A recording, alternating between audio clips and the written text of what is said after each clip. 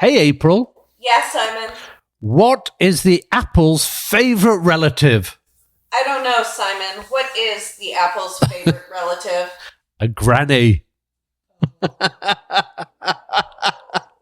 That's a good one.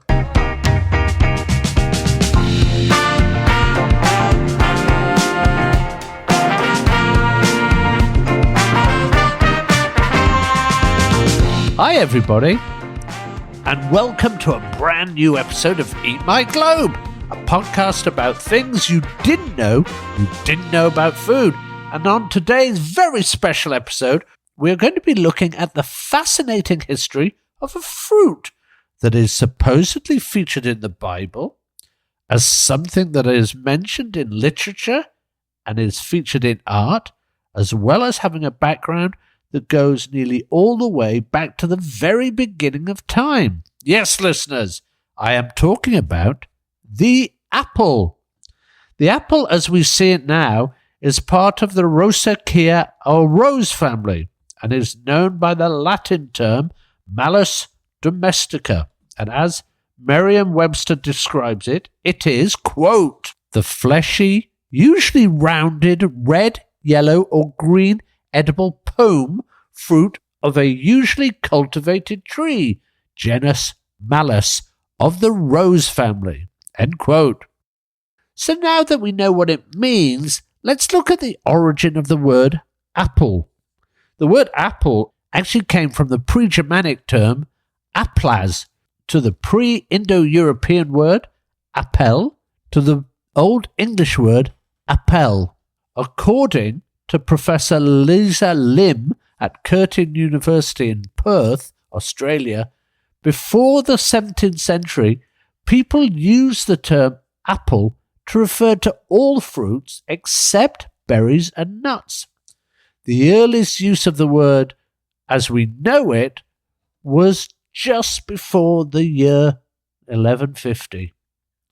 Today, there are apples that come from all over the world.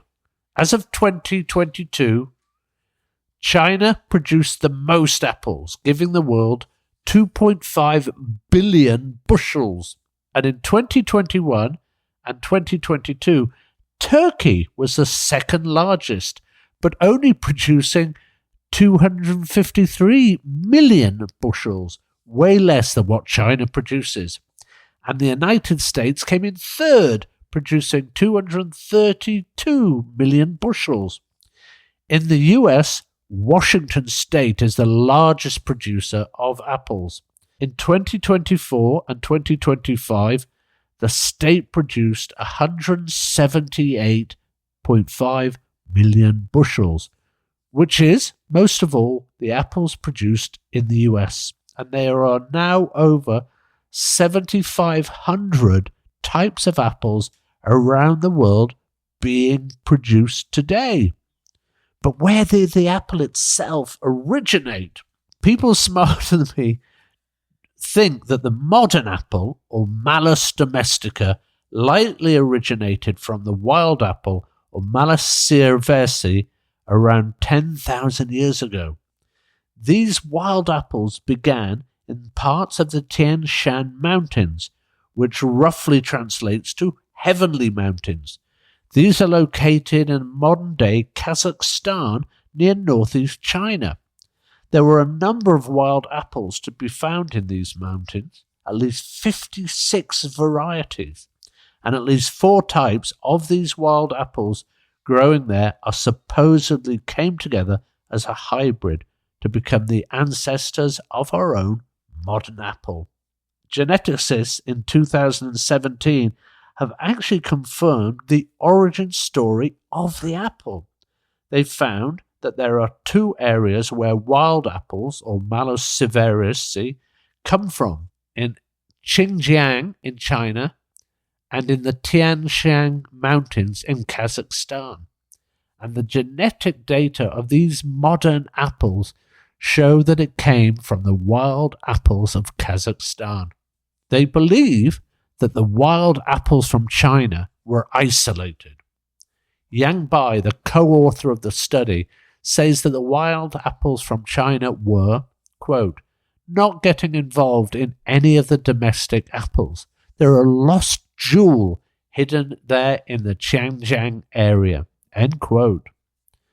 Now that we know that the apple, as we know it, originated in the Tien Shan mountains in Kazakhstan, just an as aside, at the foot of these mountains is the city of Almaty, which actually means father of apples in the Kazakh language. Sybil and I visited this city in 2024. It is a beautiful place and proudly embrace the apple with art installations and statues celebrating it on just about every corner. The city is very appealing. Oh, no. Okay, let's get back to our story. Among the first people to spread the apple outside Kazakhstan were the steppe nomads of Central Asia, who, as ThoughtCo.com said, quote, "traveled in caravans along ancient trade routes predating the Silk Road." End quote. This route was known as the Royal Road, which opened 300 years before the Silk Road. It was founded by Darius I of the Persian Empire and went from Susa, which is in modern-day Iran, all the way to Sardis in present-day Turkey, a distance of nearly 1,600 miles. Later on, this Royal Road extended to Mesopotamia in modern-day Iraq, where, according to Andrew Dalby, author of Food in the Ancient World, says, quote, "strings of sliced dried apple are described in literary sources." End quote. Alexander the Great, the ancient Greek ruler and conqueror who used this royal road during his conquests, apparently had opinions on apples. Dalby said, quote, "Alexander the Great found the best apples growing in Babylonia." End quote. The Royal Road also went as far as Egypt. The Han Dynasty, which existed from 206 BCE to 220 CE, started the Silk Road, which lasted from 130 BCE to 1453 CE, when it began trading with Western nations. In these Silk Roads, traders not only ate the Kazakhstan wild apple or Malus siversi, but they also either planted them along the way or they grew along the way as they discarded the seeds. These Kazakhstan wild apples then got mixed up with wild crabapple species like Malus silvestris from Europe. So the genetics of our modern apple is 46% Kazakhstan wild apples, 21% European wild crab apples, and 33% other sources. Back on the Silk Road in ancient Egypt, it is believed that apples first came to the area from Palestine at around 1300 BCE. They were known as depe. The Egyptians planted orchards on the edges of the Nile Delta, and this became one of the first apple orchards created by farmers. From there, we begin to see the apple as part of the Greek diet at around 800 BCE. They began using grafting techniques. According to Encyclopaedia Britannica, grafting is when you put together a part of the plant onto another plant's stem, root, or branch so that they can grow together. In Homer's Odyssey, which is an epic Greek poem thought to have been written between 725 and 675 BCE, there is perhaps the first mention of apples in literature. As an English translation of the Odyssey says, quote, "the reddening apple ripens here to gold," end quote.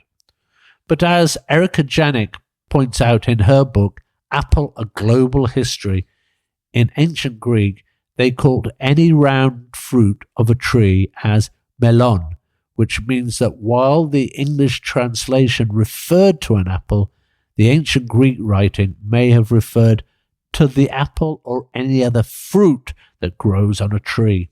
There are other tales of apples in Greek mythology. Perhaps the most famous one is from a myth that led to the Judgment of Paris, which set the beginning of the Trojan War. In this myth, the goddess of spite and discord named Eris sent an apple marked, quote, to the fairest, end quote. This apple landed at the feet of goddesses Athena, Hera, and Aphrodite.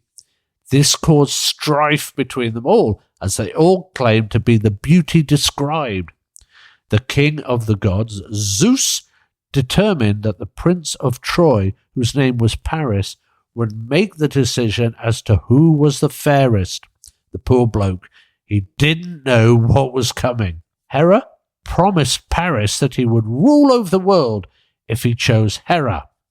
Athena promised Paris that he would be victorious in war if he chose Athena. And Aphrodite promised Paris that he would have Helen of Sparta, who was supposedly, quote, the most beautiful woman in the world, if he chose Aphrodite. Spoiler alert, Helen was already married. Paris wanted Helen, and so he determined that the apple belonged to Aphrodite, and so began the Trojan War. As ancient Rome came to the table, as it were, we began to see writers like Pliny the Elder mention apples in their work. Pliny notes there are recognizably 22 types of apple in the Roman world. And in his work, The Natural History, Pliny mentions many of these, including the Persian apple, although this may be a peach. He also mentions other apples, like the Scandian apple. And in a book called Roman Farm Management, the treatise of Cato and Varro, they mention, quote, the variety of apples known as Scandian and Little Rounds, in brackets orbiculata, and those which were formerly called winesap, in brackets mustia, and now are called honey apples, in brackets melimela, end quote. And in the work by Columella, called On Agriculture, we find him mentioning, quote, the following kinds of apples should be especially sought after: the Scaudian, the Mason, the Globe apple, the Celestine, the Perusian, the Amirian, the Syrian, the honey apple, and the Sidonian, of which there are three kinds: the sparrow apple, the golden apple, and the musk apple. All these cause not only pleasure, but also good health, end quote. We also find apples being mentioned in a book attributed to an author named Apicius, and entitled De Re Coquinaria, and translated as Cooking and Dining in Imperial Rome. My favourite is a dish called Minutal Mascianum, which includes pork shoulder and a Mason apple, among others. The Mason apple is supposedly named after a knight and cookbook author named Caius Mortius, who apparently was also a favourite of Emperor Augustus. An apple of his eye, even. Not good. Not good. Anyway, I'm not sure, but this may be the first time that pork and apples have been mentioned in the same recipe. It is still something that I love now. Juicy pork chop or roast pork cooked with a sauce of the apples, sugar, and a tiny bit of Calvados, which is a French apple brandy. I may have to make this again soon. Talking of Calvados, the Romans also drank an alcoholic apple drink, cider. The name cider has an interesting etymology. According to our chums at Merriam-Webster, it is believed to have originated from the Hebrew word shakar, which translates to, quote, become drunk, end quote. From there, it became the Greek or Septuagint word sikera. Then, in Latin, it became sicara, or, quote, alcoholic drink, end quote. In Gallo-Romance languages, it became Cicera, Then in Anglo-French, it became cidre, Caesar, or cider. Finally, in Middle English, it became cider with an S, cider with an S, cidre with a C, or, quote, alcoholic drink in biblical translations and references. Cider, end quote, before being the word we use today. Back to its history, Smithsonian Magazine notes, quote, what is clear about cider is that once the drink caught on, it spread fast, end quote. By the time that the Roman general Julius Caesar conquered Britain around 55 BCE, him and his armies found the British drinking a cider-like drink. They soon spread it across Europe and to the rest of the Roman Empire. When the Western Roman Empire began to fail around 476 CE, the orchards created by the Roman settlers in Britain began to become unused. It was not until the 11th century, when Britain was conquered by the Norman invaders led by William the Conqueror, that they brought the fondness of apples, and particularly Normandy cider, back with them. By the 13th century, in England, farm workers' wages included a cider allowance. By the 18th century, the port of Exeter, located in the southwest of England, exported between 1 and 2 million gallons of apple cider. And by the 20th century, apples had become very popular in Britain. Britain's cooked apples with wonderful names such as Flower of Kent, Bramley's Seedling, and eating apples such as Cox's Orange Pippin. There are many stories about apples in British folklore, but I wanted to stick to two of my favourites, given that we have a lot to get onto. One of my first memories was bobbing for apples. For those of you who don't know, bobbing for apples is, as Reader's Digest puts it, a game where one would, quote, fill a large bucket or basin with water, put apples in the water. Since apples are less dense than water, they'll flow to the top. Have players try to get as many apples as possible, only using their teeth, no hands, end quote. Also, fun fact, according to the University of Vermont, apples float to the top because they are around 25% air. Anyway, now it is a game usually played around Halloween. In the days of the ancient Celts, there was a festival called Samhain, spelt Samhain, which is a Gaelic word that is pronounced Samhain, and that went from October the 31st to November the 1st. It celebrated the harvest and when the days got shorter and darker. After the Roman Empire expanded into Celtic lands in 43 CE, the Romans began to celebrate Samhain with Roman traditions. In late October, Romans honoured the dead and also honoured Pomona, the goddess of fruit and trees, whose symbol was the apple. Because Samhain and these Roman festivities happened at around the same time, integrating the harvest celebrations of Samhain with the Roman traditions likely led to the connection of bobbing for apples in honour of Pomona during the time to honour the dead. The connection strengthened during the papacy of Gregory I from 590 CE to 604 CE, when he combined non-Christian religious traditions with Christian traditions.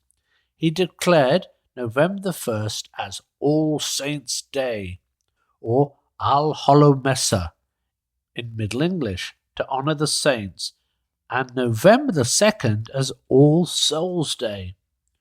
All Hallows' Eve, or Halloween as people now tend to call it, was the day when some of the games from the time of the Samhain period stayed in fashion. I have to say that I was a bit of a champion in our family when it came to bobbing for apples. The other story is one that I am sure most people will know, and that is the tale of Isaac Newton. Isaac Newton was born in 1642 near Grantham in the Lincolnshire county of Great Britain to a farming family. By 1661, he was at Cambridge University, but had to come back to his family home, Woolsthorpe Manor, because of an outbreak of bubonic plague at the university.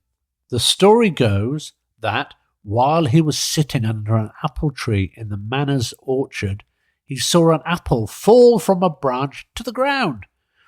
We have no proof that the actual apple hit him on the head, but that's a good story. What it supposedly did was inspire him to think about the nature of gravity. The apple falling led to the 1687 publication of Newton's theory on gravity in a book called Principia, which History.com says, quote, "Everybody in the universe is attracted to every other body with a force that is directly proportional to the product of their masses and inversely proportional to the square of the distance between them." End quote. In 1726, Newton told this story to writer William Stukeley, who then put it in his work called Memoirs of Sir Isaac Newton's Life. Stukeley wrote that Newton, quote, "was just in the same situation as when formerly the notion of gravitation came into his mind. Why should that apple always descend perpendicularly to the ground, thought he to himself, occasioned by the fall of an apple as he sat in a contemplative mood." End quote. And the story became part of Newton's folklore.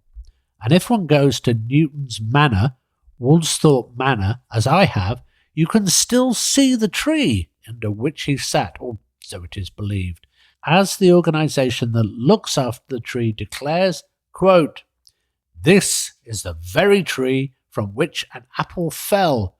The tree first put down roots around 400 years ago, and people have travelled to visit it as Newton's apple tree for at least 240 years, end quote.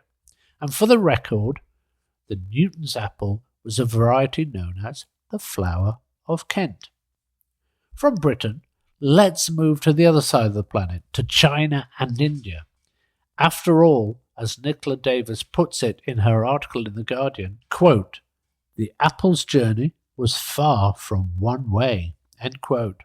Not only did the apple go west from Kazakhstan to Europe, but it also went east from Kazakhstan to China. These wild apples from Kazakhstan hybridized with other wild apples that resulted in a softer, sweeter fruit that became the Chinese dessert apple. They're certainly appealing. Oh no, I think we've done that before. Anyway, the apple is believed to have arrived in the Kulu Valley of India via the British around 1865, but the apple variety they bought was unsuccessful. The apple in India would make a successful return when the delicious apple variety arrived. The delicious apple arrived in the Shimla hills of the Indian state of Himachal Pradesh in 1916. And the person who brought delicious with him?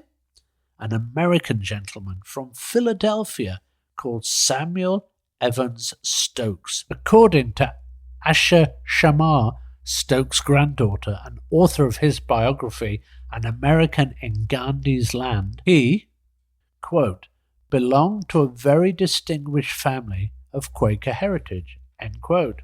He came to India in 1904 as a young 20-year-old to dedicate himself to working in a leper colony in the Himalayan foothills. After his arrival, he saw the poverty in the area. That's when he decided to bring apple seeds from Philly to the hills of Shimla. As Sharma says, quote, he distributed them, the apple seeds, free to the local people, and helped them to plant and nurture them. That was the start of an economic revolution in that area." End quote. Soon, Stokes became known as, quote, "the Johnny Appleseed of the Himalayas." End quote. I will talk about Johnny Appleseed in a moment, but I would imagine this would be a great honour for Stokes. He became known in India not only for the supply of apples, but also for advocating for India's independence, where he later became friends with Mahatma Gandhi. As Sharma puts it, Stokes was, quote, "champion of freedom and equality, and of course, as the man who introduced the American delicious apple." End quote. Now that we have mentioned Johnny Appleseed, let's talk about the apples coming to America. According to the North Carolina historic sites, French Jesuits first brought apples in what would become the United States of America in the late 1500s. Pilgrims also brought apples with them in 1620. Author Michael Pollan explained, quote, "The apples that they planted from trees, the grafted trees that the colonists brought over, just did really badly. They were not well adapted to the harsh American environment. But then they also planted, the apples that they were eating on the boat. They saved the seed and planted those. And what happens when you plant apples from seed is you get all different kinds of apples. Every single seed in an apple produces a different variety, most of which are useless. However, apples grown from seed are perfectly good for making cider." End quote. The colonists used to drink cider because it was safer than boiling water. And that is when Johnny Appleseed came into the story. Born on September the 26th, 1774, in Leominster, Massachusetts, he was given the name John Chapman. His father, Nathaniel, was a farmer and wanted John to work in orchards. By 1798, John had established his first apple nursery. By 1812, he worked in orchards and nurseries. He travelled around Pennsylvania and Ohio, planting apple orchards. He would then return to the orchards a few years later and sell off the orchards to folks of the area. By planting apple orchards, not only did John get to plant apples, but his act of planting orchards allowed him to make a legal claim of ownership on that land, which is genius.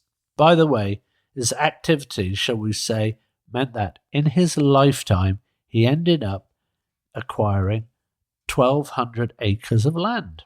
Anyway, the apples he grew on these orchards were not apples that you would eat by themselves. They were apples that were suitable for cider making and applejack. For those of you who are not aware of applejack, it is a form of apple brandy traditionally made by freezing the hard apple cider, then taking out the ice. You can still buy it today, and perhaps the most famous is produced by a company called Laird's & Co. I have to say that I do love it, so give it a try. John Chapman died in, it is believed, March 1845, although the date is in some doubt. We do know, however, that he died in Fort Wayne, Indiana. After his death, the story of Johnny Appleseed began to be formed. While the media mostly portrayed Johnny Appleseed as a benevolent apple planter, as you now know, the real person behind the media portrayal was an innovative businessman who earned profits by staking claim to frontier land and selling said land with an apple orchard that is set up for buyers to make their own hard apple cider. He is a hardcore apple businessman.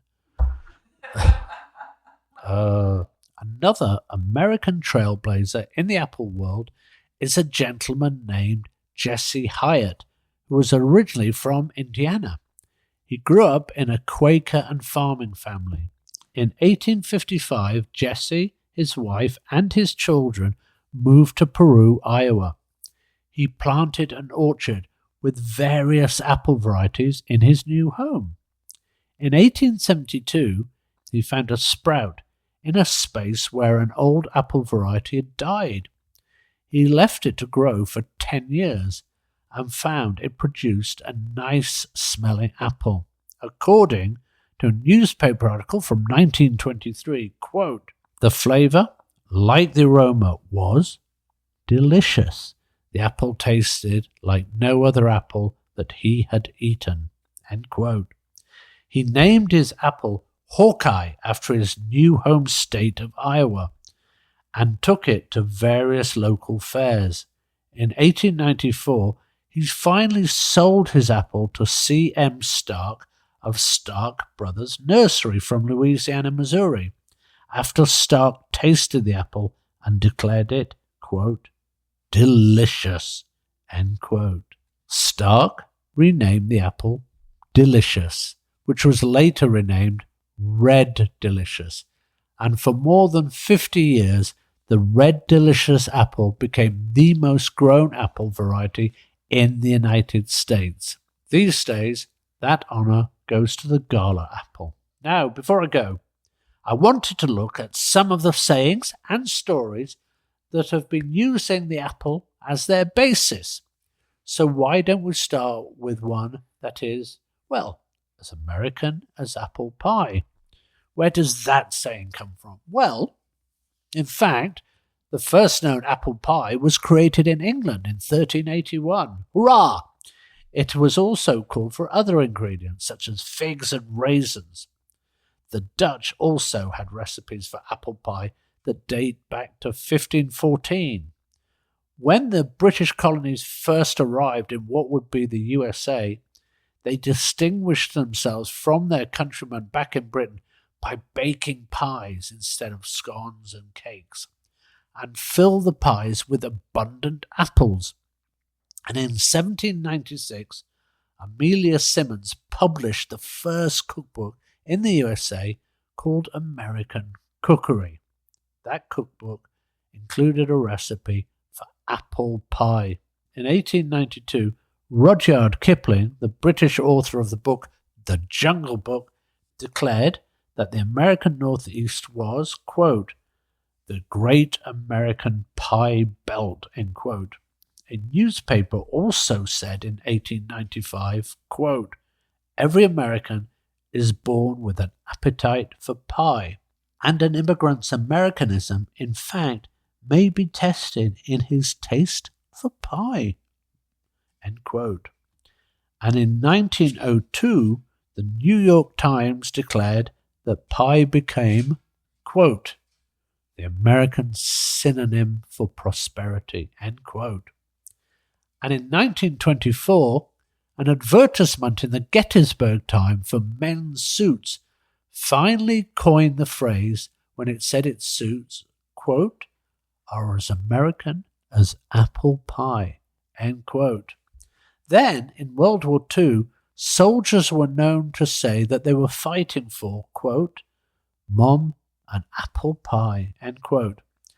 Now, of course, it has taken on the meaning that it represents, quote, "the best of American culture," end quote. So, let's finish with a few others. Where does the phrase "the apple of my eye" come from? This is a phrase that denotes someone who is well loved by the person who sees them. For example, "my wife is the apple of my eye." According to author Richard Noble, the phrase appears in the Bible, but the apple refers to the eye's pupils. It is also used in the reign of King Alfred the Great in 885 CE in a work attributed to him called Gregory's Pastoral Care. Perhaps the most recognized is when it is used by William Shakespeare in his 1594 play A Midsummer Night's Dream, where he writes, quote, "hit with Cupid's archery, sink in apple of his eye," end quote. where does the phrase "an apple a day keep the doctor away" come from? Apparently, this phrase originated from my mother's home country of Wales when it appeared in an 1866 paper called Notes and Queries. It says, quote, "A Pembrokeshire proverb, eat an apple on going to bed and you'll keep the doctor from earning his bread." End quote. As time went on, this became shortened and the phrase we know today was born. So there you go. Now, where does the term "the Big Apple" talking about New York come from? It comes from the 1920s, where a journalist called John Fitzgerald heard African-American employees who worked in the New Orleans racetracks talking about going to the Big Apple, meaning New York. He began to put this in his newspaper articles to promote New York, and it got picked up by jazz musicians as a way of describing New York's big music clubs. It then went out of use, but became popular again in the 1970s, when Charles Gillett, president of the New York Convention and Visitors Bureau, used it as a tourism campaign to attract tourists to visit New York at a time when the city had a reputation for crime. And as History.com says, quote, "Pins, T-shirts and other promotional items featuring apples soon proliferated. This time around, the name stuck." End quote. Again, there you have it. And finally, let's talk about why the apple has been referred to as the forbidden fruit. It starts with the first book of the Bible, or Torah, Genesis, and the story of God forbidding Adam and Eve from eating a particular fruit in the middle of the garden. The New International Version of Genesis chapter 3 verse 6 says, quote, "When the woman saw that the fruit of the tree was good for food and pleasing to the eye and also desirable for gaining wisdom, she took some and ate it. She also gave some to her husband who was with her, and he ate it." End quote. In this passage, the fruit has not yet been identified, yet it seems like the apple has been labelled as the forbidden fruit. But according to many scholars, both Jewish and Christian faiths, the apple gets a bad rap. The confusion might stem from a pun in Latin. The Hebrew Bible used the word peri, or fruit, in the passage. But when it came time to translating the Bible to Latin, the 4th century CE translator Jerome translated the Hebrew word peri, or fruit, into the Latin word malus, which meant both bad or evil and also meant apple. To add to the confusion, when John Milton wrote his 17th century book Paradise Lost, he called the fruit apple. But remember, as I said, before the 17th century, people used the term apple to refer to all fruits except for berries and nuts. So Milton probably did not mean to refer to the apple as how we would use it today. So in summary, the apple is not a bad thing or a forbidden thing in terms of religion or literature. So, how do you like them apples? Who would have thought that the humble apple could have such a fascinating history? And now it's time to go and have some beautiful roast pork, with some applesauce, followed by a great apple pie with some vanilla ice cream. See you next week, folks. Make sure to check out the websites associated with this podcast at www.eatmyglobe.com, where we will be posting the transcripts from each episode, along with all the references and resources we used putting the episodes together in case you want to delve deeper into each subject. There is also a contact button, so please do let us know if there are any subjects that you would like us to cover. And if you like what you hear, please don't forget to join us on Patreon. Subscribe, recommend us to your family and friends, and give us a good rating on your favourite podcast provider. Thank you, and goodbye from me, Simon Majumdar. We'll speak to you soon on the next episode of Eat My Globe.